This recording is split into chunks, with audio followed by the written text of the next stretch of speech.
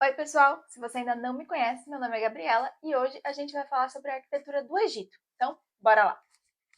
A arquitetura do Egito, ela se desenvolveu do período de 3100 a.C. até 30 a.C. e ela tinha alguns princípios ali que eram importantes, algumas diretrizes. A primeira delas é a monumentalidade, ou seja, os edifícios muito grandes, complexos, com linhas bem sólidas. A segunda é a hieraticidade, que é o princípio que diz que a arquitetura ela é baseada na religião.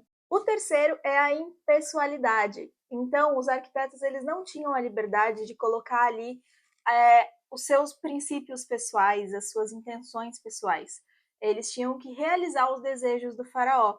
E isso era aquilo que eles eram considerados. O arquiteto, naquela sociedade, era aquele que realizava os sonhos dos faraós. Então, a arquitetura ela não era uma manifestação cultural individual. O próximo conceito é a durabilidade. Os egípcios acreditavam que a alma levava muitos anos para se desprender do corpo e que, portanto, o corpo ele precisava ser preservado.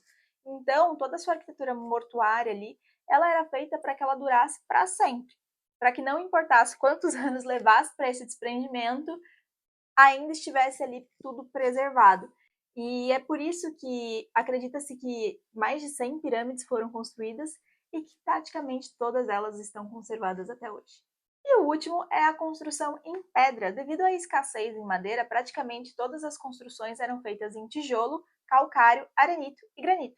Então, como eu comentei, os egípcios eles acreditavam na vida eterna e por isso toda a arquitetura mortuária era muito importante para eles e eram os edifícios feitos com maior magnitude. E isso se refletia também no urbanismo. Uma boa parte das cidades era formada pela necrópole, que era a cidade dos mortos. Então, como a gente comentou, a arquitetura funerária ela era feita para durar para sempre, enquanto as habitações elas eram feitas de adobe e acabaram se perdendo no tempo. E é por isso que grande parte da arquitetura que a gente tem estudos hoje no Egito faz parte da arquitetura mortuária. E existiam três tipos. O primeiro tipo de túmulo era a mastaba, que eram túmulos retangulares, feitos inicialmente de tijolos e posteriormente eles passaram a ser feitos de pedra, onde existia uma câmara subterrânea bem embaixo da mastaba, que era onde era efetivamente o túmulo. Inicialmente, as mastabas serviam para receber os faraós. Porém, depois, quando surgiram as pirâmides, elas passaram a ser utilizadas ali para o pessoal da nobreza. Em geral, elas possuíam 50 metros de largura e a altura era normalmente ali 6 metros, mas nunca passava ali dos 10. E a parte da câmara funerária, ela era totalmente decorada com baixo relevo e pinturas. A segunda categoria são os hipogeus, que eles eram túmulos construídos, escavados na pedra, próximos a rios ou em costas de montanha. E internamente eles possuíam, diferente da mastaba, eles tinham diversas salas, então tinham galerias, tinham salas mobiliadas, tinha templo e tinham as câmeras mortuárias. Os hipogeus eles foram utilizados principalmente pelos faraós no período do Novo Reino. E o hipogeu mais famoso é o do Tutankhamon, que está no Vale dos Reis, que é uma região onde você encontra vários hipogeus um ao lado do outro. E os hipogeus eles surgiram por serem mais discretos do que as pirâmides e as mastabas. Então eles surgiram exatamente para evitar saques. Porque pela religião era muito importante que o corpo e os elementos que estavam ali, que foram enterrados juntos, fossem preservados.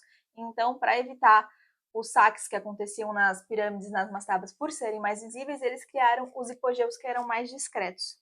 E a última e mais famosa categoria são as pirâmides. As pirâmides elas são construções escalonadas em degraus ou lisas e elas serviam ali para receber, para ser o túmulo dos faraós. As pirâmides surgiram ali por volta de 3650 a.C.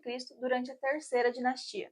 Já as pirâmides lisas, que é a que a gente conhece mais hoje, elas surgiram a partir da quarta dinastia. O tempo de construção das pirâmides ele era tão longo que, na maioria das vezes, o faraó falecia e a sua pirâmide ainda não estava finalizada. Externamente, as pirâmides elas eram revestidas por um calcário super polido para que ela brilhasse e fosse vista a muitos quilômetros de distância. Porém, hoje a gente não tem nenhum resquício oficial dessa pedra calcária, a maioria do que a gente vê não tem, porque, assim como aconteceu em vários outros países, esse revestimento ele foi retirado e foi utilizado em outros lugares. No caso ali do Egito, ele foi utilizado na construção de mesquitas. E o formato piramidal ele surgiu para que fosse como se ela estivesse chegando próximo às estrelas, então ela está se afunilando ali quase como se estivesse conseguindo tocar as estrelas. A maioria das pirâmides estão localizadas do lado oeste do rio Nilo, que é um rio essencial para a cultura egípcia.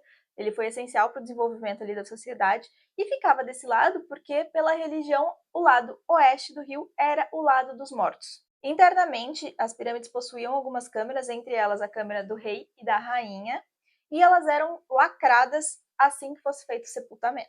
Acredita-se que a primeira pirâmide tenha sido a pirâmide de Saqqara e que ela tenha sido construída ali durante a terceira dinastia pelo primeiro arquiteto conhecido na história, que é o Imhotep. O Imhotep ele foi tão famoso que após a sua morte ele passou a ser considerado um deus. E essa pirâmide ela foi feita como se fosse empilhando várias mastabas até criar ali uma pirâmide de 6 degraus. Já a pirâmide mais famosa é a pirâmide de Gizé, que foi construída para o faraó Quéops durante a quarta dinastia. Ela possui 146 metros de altura e ela foi a estrutura mais alta do mundo durante 3.800 anos. E um fato curioso também das pirâmides é que, de acordo com os egiptólogos, elas não foram construídas por escravos. E, pasmem, elas também não foram construídas por aliens, mas sim por trabalhadores que recebiam salários realmente para fazer a construção. As pedras elas eram levadas pelo rio Nilo ou então utilizando um trenó que levava a pedra da jazida, né, da pedreira, até o local da pirâmide. Então eles tinham esse trenó que eles iam puxando e para facilitar que o trenó deslizasse na areia, eles iam molhando a areia embaixo, que isso fazia com que ela deslizasse de uma forma bem mais fácil, com muito menos esforço. Para fazer com que a pedra chegasse ao topo das pirâmides, eles possuíam um sistema de rampas para conseguir subir as pedras até a posição desejada. E apesar da arquitetura mortuária ser a mais importante do Egito, os templos também tinham o seu papel e também eram muito importantes ali. Eles passaram a ter mais enfoque durante o período de 1550 a.C. até 1070 a.C. Os templos eram estruturas enormes feitas para abrigar estátuas dos deuses e ser um local ali de adoração. Eles eram formados por várias partes, então possuía, por exemplo, o dromos, que era uma avenida que chegava até a entrada principal, e essa avenida ela era adornada com esfinges dos dois lados. Os pilonos eram muros trapezoidais, que eles eram mais largos na base, e eles funcionavam ali como a entrada dos templos. E eram sempre decorados com alguns baixos relevos. Internamente você possuía a sala de Pátia, que era o local de encontro entre a população e o sacerdote, então era um local ali de adoração, onde em volta tinha vários pórticos com colunas. Tinha também o salão hipósito, que era uma parte onde o povo em si não podia entrar, só a aristocracia para cima tinha direito a entrar ali.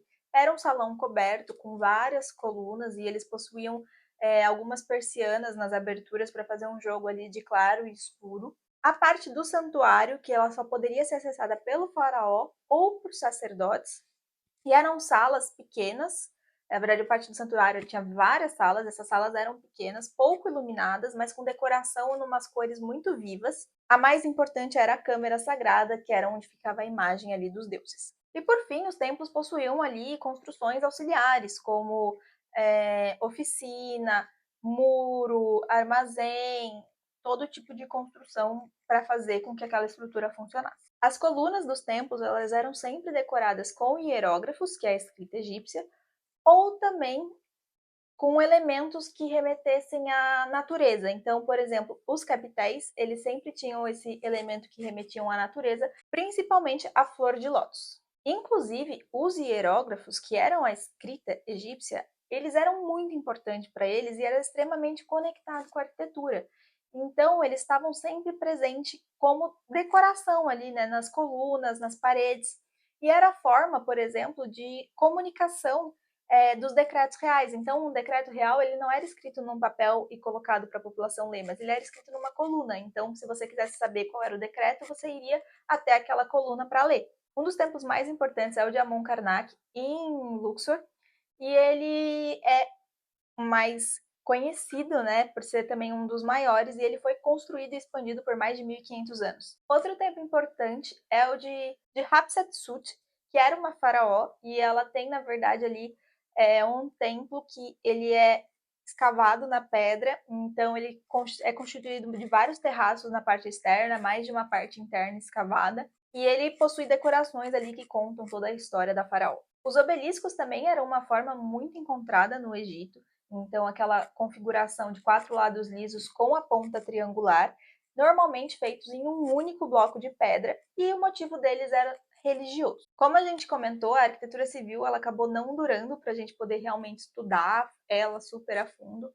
então a gente não tem muita informação, além do fato de que elas provavelmente eram construídas com adobe, e acredita-se que elas tinham um salão central, que os quartos ali se desenvolviam em volta e que eles trabalhavam com iluminação zenital e poucas janelas. Inclusive um tipo bem parecido até com o que a gente viu na Mesopotâmia. No exterior eles tinham jardins ou terraços com palmeiras e eles possuíam normalmente uma cave subterrânea, que era onde eram abrigados ali os alimentos para conservação.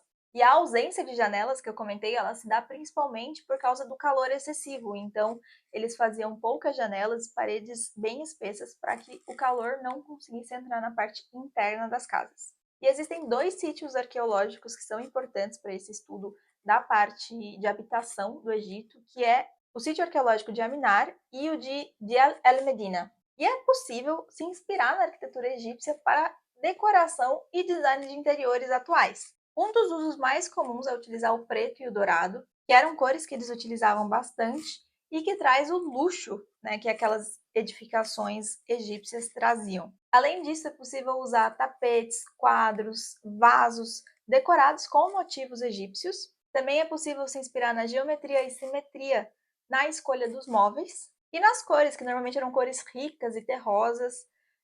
Eles utilizavam muito, por exemplo, o azul, o verde, o ocre, que são as cores mais encontradas ali nas tumbas e templos egípcios. E é isso, esse é um resumão assim da arquitetura egípcia, espero que vocês tenham gostado. Não esqueça de deixar o seu like, se inscrever aqui no canal e até a próxima. Tchau!